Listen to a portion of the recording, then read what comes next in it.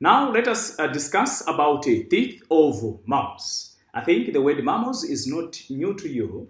Mammals have got some characteristics which you may see that they bear live young ones, and again they have mammary glands, which means they are able to feed them using their breast. And we might say there are animals which might be from the category of carnivores, category of omnivores, and herbivores at large. So, teeth of mammals. A tooth is a hard white structure in the mouth of an animal, and it is used in biting and chewing of food. A tooth is a hard white structure in the mouth of an animal used in biting and chewing of food. So the outer part is made up of a hard white material which is called an enamel. The outer part is made up of a hard white material called an enamel, which protects the inner tooth from infection and damage. It protects the inner tooth from infection and damage. Now, the external part of the tooth is made up of the crown, the neck, and the root.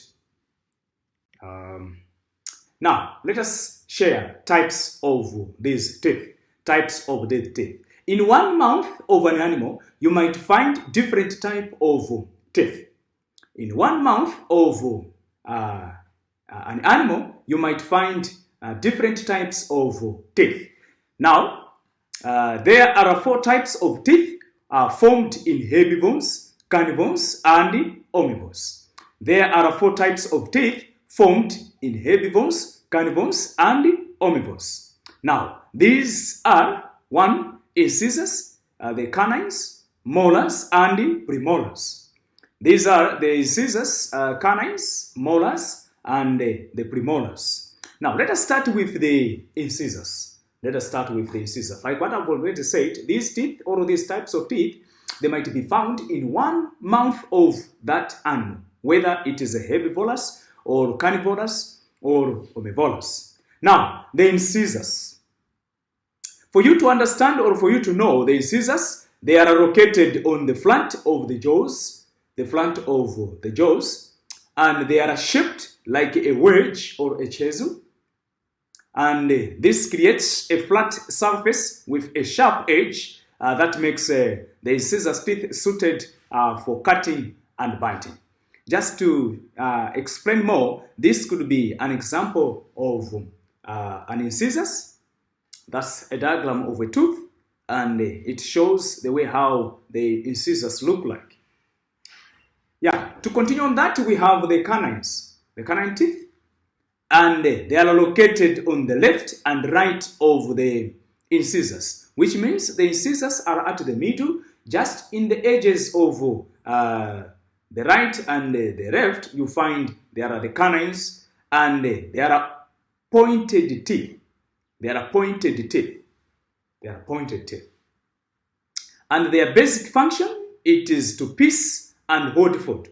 To pierce and hold food. In man, canines are poorly developed and are rarely used. But in other animals, you'll find that they are fully developed and are commonly used by those animals. Just for example, like leopards, lions, and dogs, they might use the canines much for piercing and holding much of their food. So this diagram is a diagram illustrating the canines. And this is what I was just explaining to say. They are pointed, and this looks to be something like a pointer, but it is a tooth having that shape of pointed. Even this, because of different animals, they may have different type of these canines with a different kind of pointing. Yeah. Now, as we continue, let us discuss about the premolars. Premolars are located after the canines, toward the back of the jaws. Meaning, after the canines, as you go back to the jaws of your mouth, you may have the premolars. So they have broad top surfaces, usually with two projections called scapes that give them a ridged appearance. They are broad top surfaces, usually with two projections called scapes, and that give them a ridged appearance. They are used to crush and grind food. This could be the two projections, which are called the scapes, and the ridged appearance. You may also understand that the way how this tooth on top here looks to be more like the ridged appearance. So this could be a demonstration of a tooth which is a premolar. Then the last one is the molars. The last one is the molars. They occupy the back of the jaw in the cheek, and they have broad top surfaces with 4 or 5 scapes, which form a ridged surface as well. So they are also used to crush and grind food. We are advised to brush our teeth after every meal to prevent decay. If you are to take care of these teeth, you are advised to brush your teeth or our teeth after every meal to prevent decay. Here is the diagram that can help you to understand the illustration of the molars. Now, the structures of the teeth, I have also shown you the diagrams, and these structures are the structures of the mammalian teeth, like what I already told you when I was starting. Now, let us look into details of the structures of these mammalian teeth. Now, the structure of a mammalian teeth is just what we are just saying, the teeth of mammals. Now, we may start with the external features of these teeth, whether it is an incisors, a canine, a premolar, or a molar. These teeth have got 3 regions. So, a tooth has 3 regions. These are the crown, root, and the neck. The structures of these teeth, the external structures, they have a crown, a root, and a neck. So the crown projects above the gum. The root is fixed in a socket in the jawbone, and the neck is the narrow part which lies between the root and the crown. So this is just a simple demonstration of what I'm just explaining to you. So the crown is the top part of this teeth, and the neck is this middle part layered as a narrow, and then the roots are which are down here, and these being the roots are which are fixed in the socket in the jaw bone. Now, those are the external features of the teeth. But not only that, we may also share internal. Now, here are the internal structures of the teeth. The internal structures of the teeth. So, when a tooth is cut lengthwise into 2, the internal parts are shown. So, the internal structure of an incisor and molar tooth are what we are showing them down here. So, the structure or the internal structure of an incisor and molar tooth show the following parts. Now, this is the enamel, the outer part, and then we have the next layer, which is the dentine, and we have the pulp cavity, and then we have the blood capillaries. Then there is a certain part very close to the gums where we have the cement, and here there is an arrow showing you the gum and the jaw bones, the jawbone and the nerve fibers. So this is an incisors, and we may also have a demonstration of the internal structures of a molar teeth. Of course, they have similar structures. In the molar structures as well, we have the enamel, the dentine, and then the blood capillary. The arrow will show you, this arrow shows you the blood capillaries, and then we have the gum. Then here, I can show you the cement, then the nerve fiber, and then down here we have the jaw bones. So these are the internal structures of the teeth.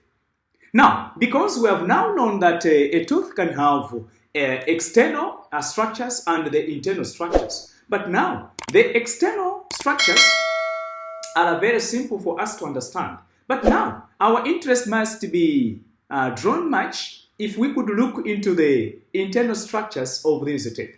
Now, let me take you to the internal structures of these teeth. Now, the first structure could be the enamel.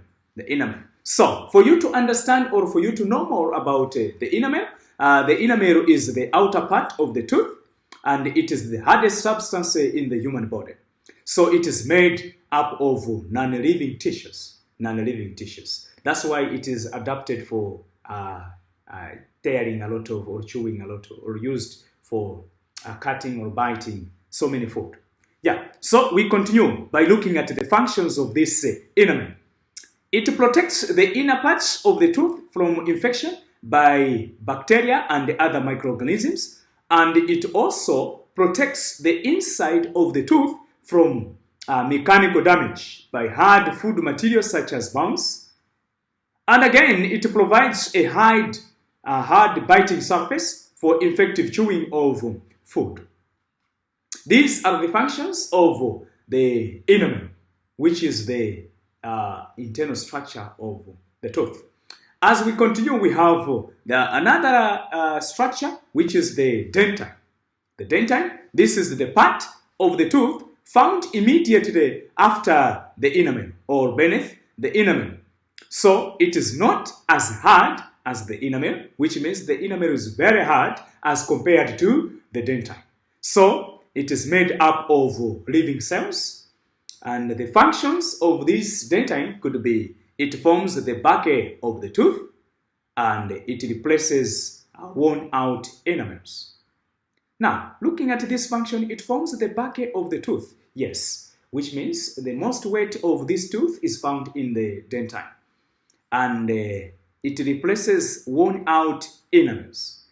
It prevents the tooth from clacking. So those are the functions of this part, which we call it the dentine. As we continue, we have the pulp cavity. The pulp cavity, it is found at the center of the tooth. Then the pulp cavity contains numerous blood capillaries and the sensory nerves. So these enter the pulp cavity through a small opening at the bottom part of this root. Now, the functions of the pulp cavity. So the blood capillaries supply nutrients and oxygen to the cells of the pulp cavity. They also transport waste materials and carbon dioxide from the tooth. The sensory nerves, nerve fibers, have nerve endings that make the tooth sensitive to temperature and pain. And the special cells in the pulp cavity produce dentine, which forms the back of the tooth. So those are some of the functions of the pulp cavity. There are so many internal structures of the tooth. Now we continue by looking at another internal structure of the tooth, which is the cement. The cement, it is similar to a bone in structure. It is similar to a bone in structure. It lines the root and holds the tooth in its sockets in the jaw. It holds the tooth in its socket in the jaw. So these are what we may have or we may share as explanation according to the cement which we have in our internal structures of the tooth. We continue where we talk about the membrane, the periodontal membrane. This membrane is found between the cement and the jawbone in the socket of the tooth. In the socket of the tooth. Of course, it has got some functions, and the functions are it contains cells that secrete cement, and again, it allows the tooth to move slightly to avoid breaking during chewing. So, these could be some of the internal structures of the tooth. But that is not all about the tooth. You may have ways of how you may care of the teeth. You may care of teeth. Now, we are advised to brush our teeth. each and every day after every meal to prevent decay. We should avoid eating sugary food such as sweets, sodas in between meals. We should eat food such as sugarcane and carrots that strengthen our teeth when we chew them. So let us start by now. After we learn that we can care for the teeth, now we may look at teeth in herbivorous mammals, knowing into account that there are teeth or mammals are grouped into herbivorous, carnivorous, and omnivorous. Now we are targeting the herbivorous mammals. Now, the teeth in sheep are closely related to the food it eats, which is mainly grass. I am looking at sheep because it's an example of herbivorous. You may have so many examples of herbivorous apart from sheep, but now sheep has been used as the first example to explain more about herbivorous mammals. So the sheep has no upper incisors and canines. Instead, their place is taken up by a horny part. The lower jaws has incisors and canines which are chiseled shaped. In herbivores, canines teeth are either absent, very small, or form tusk-like in elephants. When the sheep is grazing, the lower incisors and canines place and cut the grass against the horny parts. So, if you are to study teeth in herbivorous, this is now a clear indication that most of the herbivorous animals, they don't have teeth to the lower jaws, to the upper jaws, but they have teeth to their lower jaws. So you may take that as something to investigate if you are to find more about the teeth in herbivorous. Now, let us continue from there. The sheep also has a large gap called the diastema between the front teeth and the molars of the lower jaw. This creates space for the tongue to move in such a way that the chewed glass is separated from the recently ingested glass. So the molar teeth in sheep have broad upper surfaces which provide a large surface area for grinding glass. So this has been an illustration of sheep, teeth of sheep, even if I should say it doesn't look very big, but I think you'll be in a position to understand what I'm trying to put in on. So here we may have the top jaw, which acts as the chopping board or the chopping board, and then down here is what we may see as the diastema. This is what I just said. The gap which is present between the front teeth and the molars. So we also have the large chewing molars, which are shown by this arrow, and then this is the lower jaw, and the whole of this is the skull and the upper jaw. So this is just a small demonstration of a sheep and the arrangements of teeth in this shape. All right. So still on mammalians' teeth, the surface area of molars in further increased by caps in the upper teeth, which forms a W shape, and those in the lower teeth, which form an M shape. So the joint in the jaw of the sheep is movable. The joints in the jaw of the sheep is movable. So this makes possible for the lower jaws to be moved easily. And again, there's something that you need to know. When chewing, the lower jaws is moved from side to side, allowing the ridges of the upper jaw molars to fit closely into those of the lower jaws as they grind the glass. So this is demonstrated by this type of block diagram. So this we may demonstrate molars in the upper and lower jaws of the sheep slide against each other during chewing.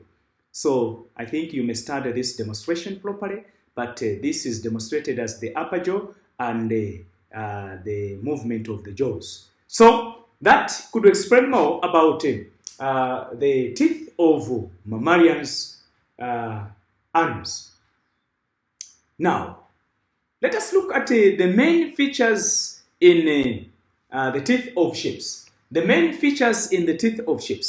Of course, there are no upper incisors or canines. In their place, there is a horny part. So, there is a gap called the diastema between the front and the back teeth in the lower jaw. And the incisors in the lower jaw are large.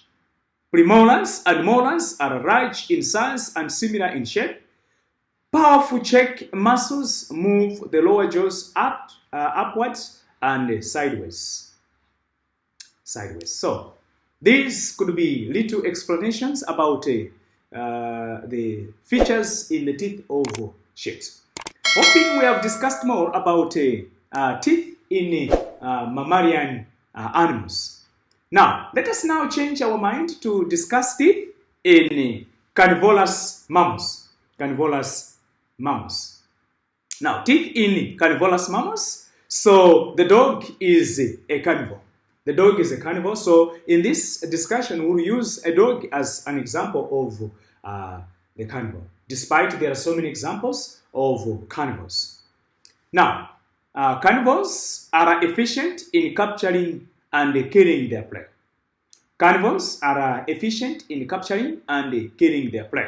So they have small pointed incisors.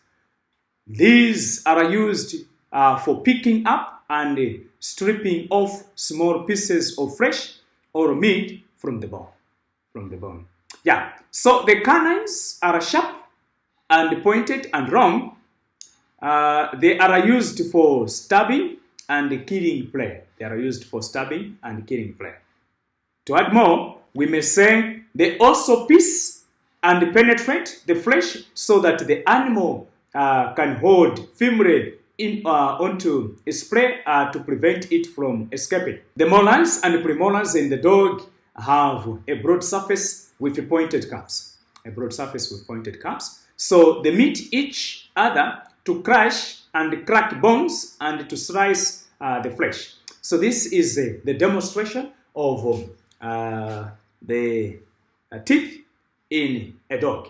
So this is teeth arrangement in the dog, whereby we have the small incisors, and then we have all arrangement of teeth inside.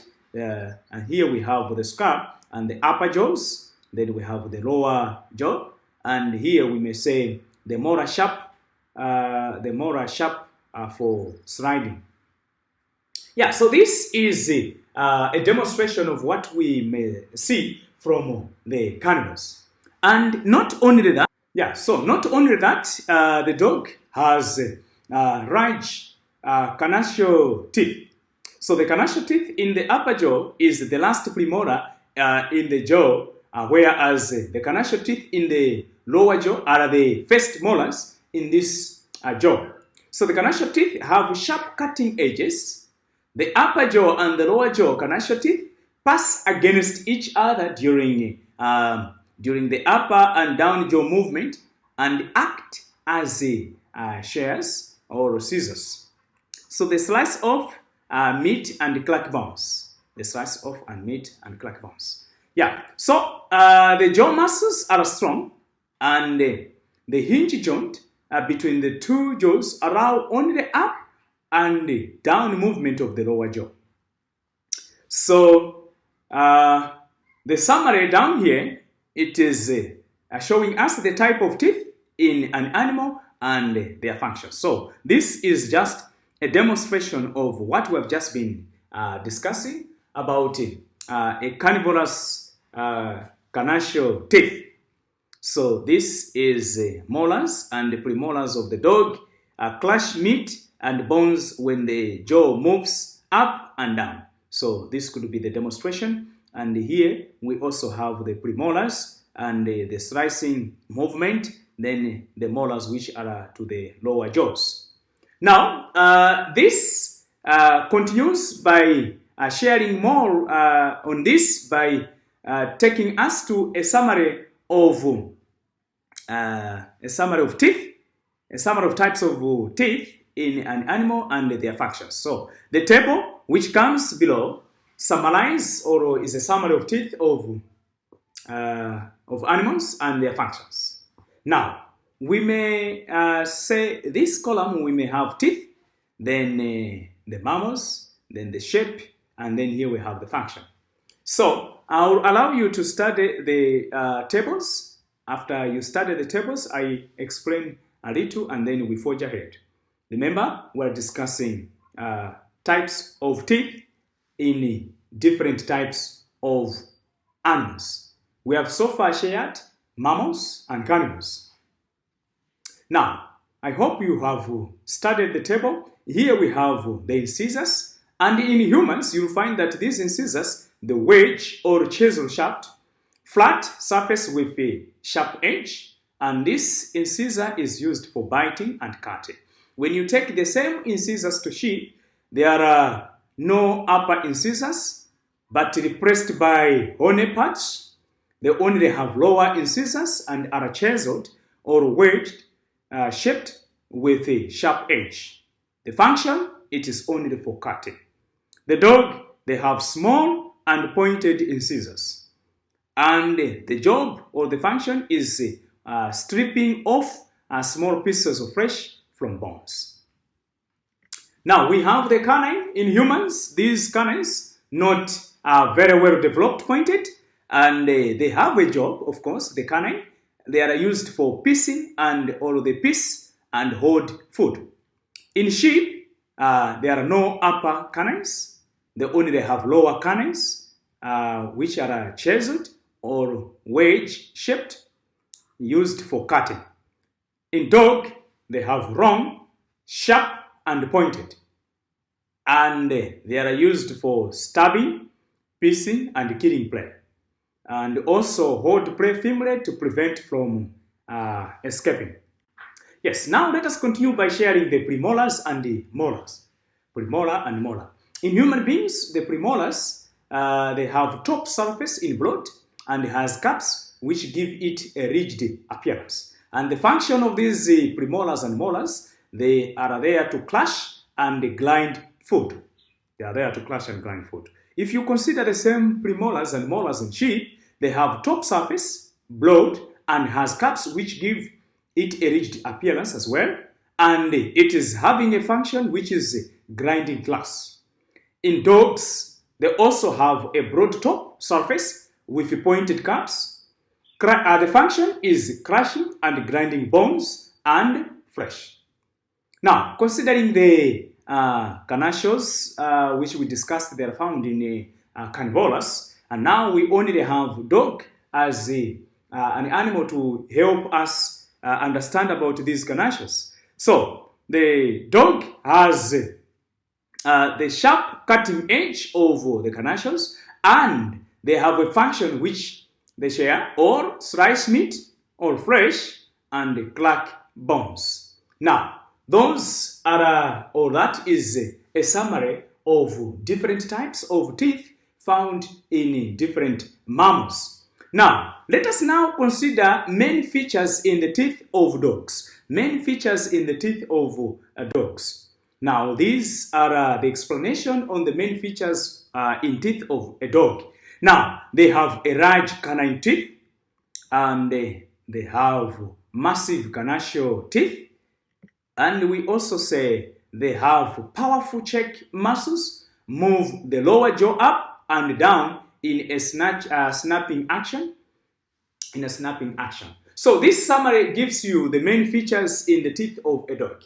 Now, these have been types of teeth of different mammals, but we have different types of animals with different features of feeding, different features which they use in feeding. These have been features which are used in animals, which are carnivores, herbivores, and omnivores. But the other time we meet, we shall look at animals which have got beaks, and now we shall share beaks of birds. Until we meet the other time, we shall discuss more on beaks of birds. That has been George Chapusa. I thank you for being there. Thank you.